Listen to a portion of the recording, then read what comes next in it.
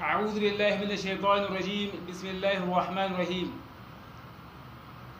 الحمد لله الذي أنزل على عبده الكتاب ولم يجعل له عوجا ويمن لينذر بأسا شديدا من لدنه ويبشر المؤمنين الذين يعملون الصالحات أن لهم أجرا حسنا ماكثين فيها أبدا، والصلاة والسلام على سيدنا محمد المبعوث إلينا رحمة للعالمين والمنزل عليه القرآن العظيم هداية ودستورا، وعلى آله وصحبه الذين نقلوه إلينا مرتلا مجودا ومن تبعهم بإحسان إلى يوم الدين. أما بعد، يا يوم مسكلة هذا سوارو ne muku salama irin ta da musulunci.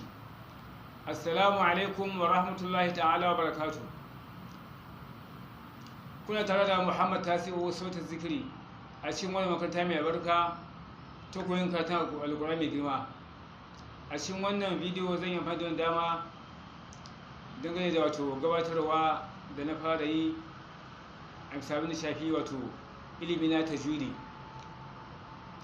Kamar yadda na kada a baya a kaso na farko cikin wani mukaddima shi a kaso na biyu zai bayar kan shi wannan tajwidi da ake yi a misalin shafi karatun alƙur'ani, shin wai wajibi ne a cikin addinin musulunci ko kuma a'a sunna ne ko kuma a'a mustahabi ne ba? Mana wajibi ne dole sami tajwidi a cikin dukkanin karatuttuka na alƙur'ani a cikin sallah ko kuma a wajen sallah, misali karatun ƙuranin zuriya wajibi ne sai an yi tajwidi a ciki ko kuma a'a ba wajibi bane, sunna ne ba dole sai yi ba, ko kuma a'a mustahabi ne ma? To insha Allah rabbi zan yi abin dama ne bayani ɗaya ba ɗaya akan wannan. Shi tajwidi wato akan alƙur'ani da tajwidi wato malamai sun yi bayani da dama akan wannan. Na farko dai sun ce at-tajwidu la khilafa fi annahu fardu kifayatin wal amalu bihi fardu ainin ala kulli muslimin wa muslimatin min al-mukallafi. Kamar da suka ce wato tajwidi babu sabani a cikin cewa shi farilla ce ta kifaya, ma'ana farilla ta kifaya wanda idan an samu wasu sun yi za su yi dauke wasu.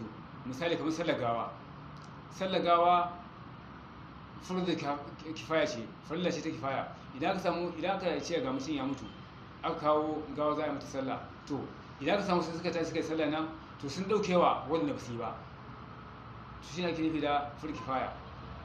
Ko kamar sallah ta roƙon ruwa,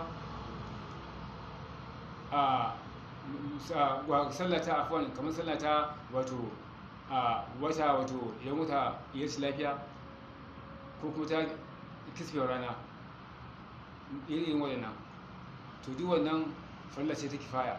To amma shi ne suka ce wal amalu bihi, shi tajwidin aiki da shi fardu ainin ala kulli muslimin wa muslimatin min al-mukallafin, farilla ce ta aini wato farilla ce ta wajibi. Dole ne in za ka yi amfani da shi wato in za ka yi wato wal amalu bihi, aiki da shi wato farilla ce ta wajibi. Misali kamar a cikin sallah, to wajibi ne ka yi amfani da tajwidi. Karatun da za ka yi na ƙur'ani a cikin sallah, to wajibi ne ka kyauta shi. Kyauta wani shi ne tajwidi, wani ake nufi da tajwidi ba. Ko kuma za ka karanta ƙur'anin, za ka kai littafin ƙur'ani ka karanta, to wajibi ne ka yi amfani da tajwidi akan dukkanin musulmi namiji ko musulma mace. Wannan shine abin da malamai suka tabbatar. Inda za ka yi shi misali a cikin sallah, ko da daga suratul fili ne wato alam tara kaifa zuwa suratul nasi, to wajibi ne ka yi amfani da tajwidi. Wajibi ne za ka yi zuwa gurin malami wanda ka san cewa ya san tajwidi, wannan tajwidin ya koyi da kai ko daga wannan ayoyi ne guda 10 da tajwidi ka dinga yin sa a cikin sallah.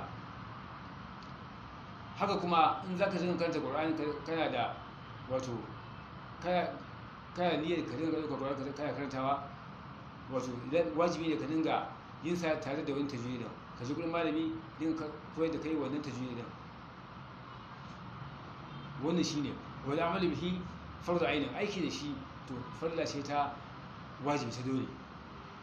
A takaice wato wannan shine karshen wannan tatuna a halin yanzu. Abin da muke daidai su wani tuwa ya ba mu da amma da kuma muka kusure Allah ya yafe mana.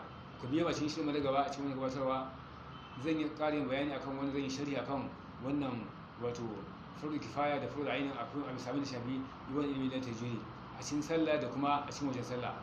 Wassalamu alaikum wa rahmatullahi ta'ala wa barakatuh.